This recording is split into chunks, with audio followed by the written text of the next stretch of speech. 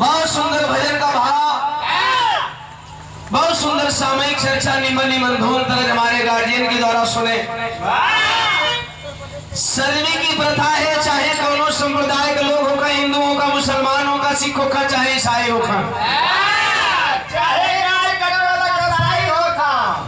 हर लोग अपने आराध्य देवी देवता को मनाया करते हैं। एगो बेटवा के फरियाद में मास्टर कैसे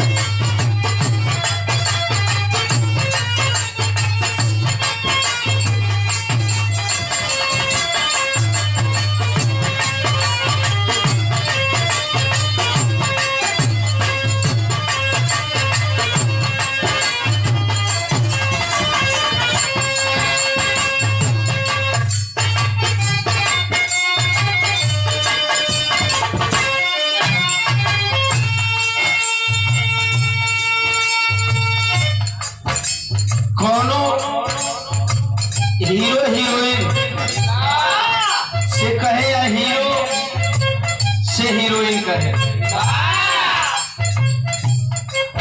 का कहले बाजी खन बाबू।